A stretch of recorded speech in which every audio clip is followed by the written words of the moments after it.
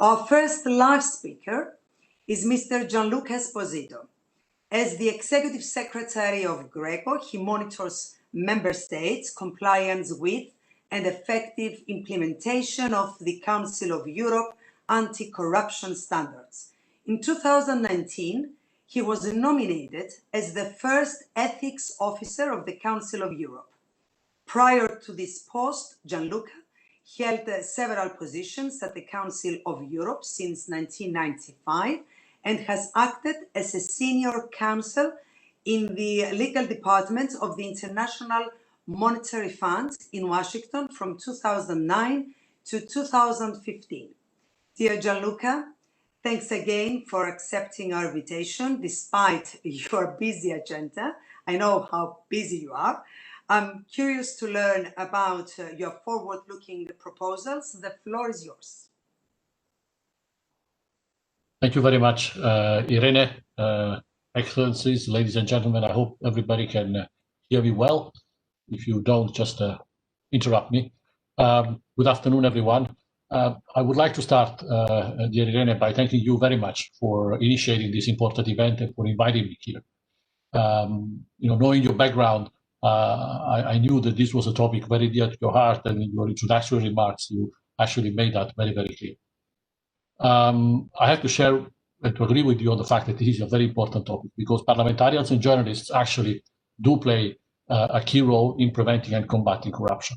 Whilst they have their own focus, they both, parliamentarians and journalists, serve the public and have a number of elements in common in relation to anti-corruption.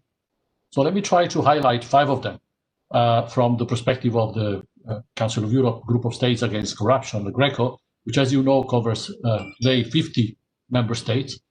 That is basically the whole of geographical Europe, plus the United States and Kazakhstan.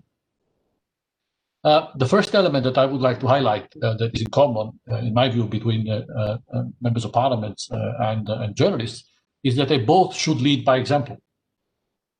And for members of parliament to be credible in their anti-corruption effort, they have to show and behave with the necessary integrity and ethics. In line with our recommendations, they should, for instance, have a code of conduct that should be enforced. And you yourself, Irene, just mentioned that. There should be rules and regulations about how to manage conflict of interest, relationship with lobbyists, gifts, what happens after an MP has finished the parliamentarian job, what about incompatibilities. These and many others are important preventive tools that would help parliamentarians show the example of ethics and integrity. Now, I have to say, Irene, you know that I speak always very openly. I have to say that for the GRECO member states, at the end of last year, the recommendations that we issued to parliamentarians, they were the least implemented. Regrettably, only 26% of them have been implemented, and that is too little. Unfortunately, that actually contributes to a lack of interest, distance of our citizens with politics and political institutions. In my view, we should expect nothing less than exemplarity from public office holders, including the parliamentarians. On the other hand, protecting freedom of expression and promoting a safe environment for journalists is a priority for the Council of Europe and is also key to the fight against corruption. As you have indicated, journalists shed light on corrupt practices and improve accountability. And I would like to pay tribute to the many journalists who risked their lives and to those who lost it simply because they were doing their job. Just as an aside, I just wanted also to draw your attention to a publication that was published only this morning by the Council of Europe, which is why I'm raising it. It's a book called A Mission to Inform, Journalists at Risk Speak Out. And it is a book that represents the sort of one-on-one interviews with 20 investigative journalists from 18 of our member states. It is really a book worth reading. Now, journalists, of course, also, like members of parliament, need to lead by example. For their voice to be credible and respected, journalists have to be independent, accurate, and truthful in their reporting. There should be no place for corruption of any kind in the media itself. The second element that I think is in common between parliamentarians and journalists is that their work both boosts accountability. Members of parliament are instrumental in keeping governments accountable for promoting anti-corruption reforms, for implementing preventive and repressive measures.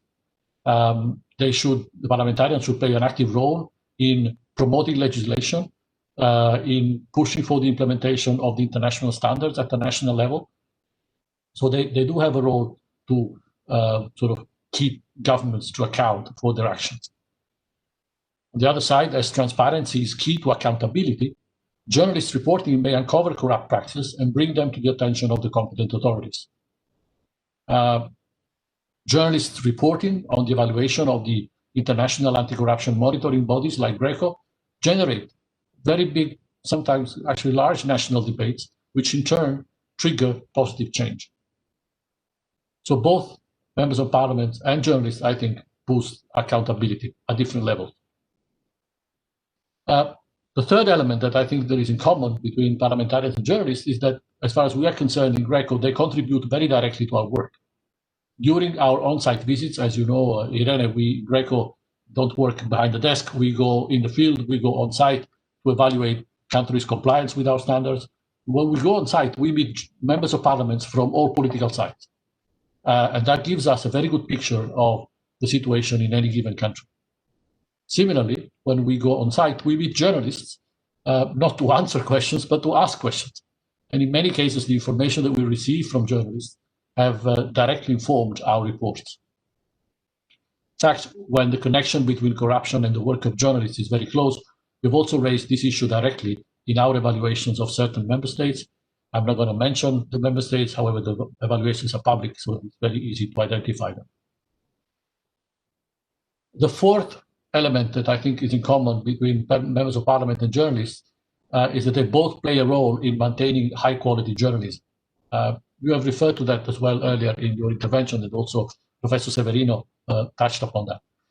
Well, it's clear that the internet and digital technology have multiplied the number of news sources that are available to the public, changing our collective consumption habits. There is an abundance of news sources that has, however, not guaranteed a better quality or diverse information. And at the same time, it has also hit traditional quality media that is struggling to remain financially sustainable.